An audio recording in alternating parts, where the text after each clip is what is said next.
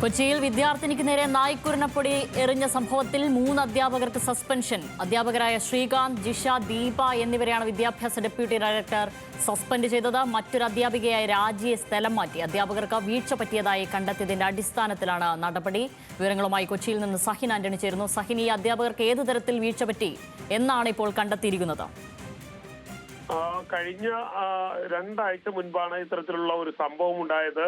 അതായത് കാക്കനാട് തെങ്ങോട് സ്കൂളിൽ 10ാം ക്ലാസ് വിദ്യാർത്ഥിനിക്ക് നേരെ സഹപാഠികൾ നായ്ക്കുരണപ്പൊടി ഇടുകയായിരുന്നു. ഇതേ തുടർന്ന് ഈ സഹപാഠി പിന്നീട് ആശുപത്രിയിലാകുകയും ആ കുട്ടിക്ക് വലിയ രീതിയിൽ ശാരീരിക ബുദ്ധിമുട്ടുണ്ടാകുകയും ചെയ്തു.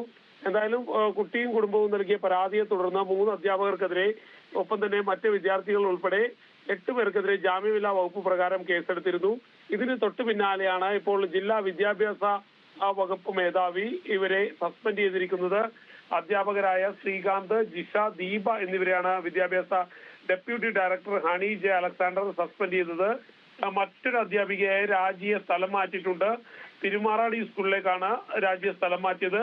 വിദ്യാർത്ഥിനിക്ക് നേരെ നായ്ക്കുരണപ്പൊടി പ്രയോഗം നടത്തിയ സംഭവത്തിൽ വിദ്യാഭ്യാസ വകുപ്പ് അന്വേഷണം നടത്തിയിരുന്നു. ഈ അന്വേഷണത്തിലാണ് അധ്യാപകരുടെ ഭാഗത്തുനിന്ന് വലിയ വീഴ്ചയുണ്ടായതായി കണ്ടെത്തിയിരിക്കുന്നത്. അധ്യാപകർ ആ കുട്ടിക്ക് വേണ്ട സംരക്ഷണം ഒരുക്കാനോ അതിനുവേണ്ട ചികിത്സകൾ നൽകാനോ തയ്യാറായില്ല എന്നുള്ളതാണ് കണ്ടെത്തൽ. ഇതിന്റെ എല്ലാം അടിസ്ഥാനത്തിലാണ് അധ്യാപകർക്കെതിരെ നടപടി സ്വീകരിച്ചിരിക്കുന്നത്. ശരി, സഹിൻ ആന്റണി വിവരങ്ങൾ നൽകിയത്.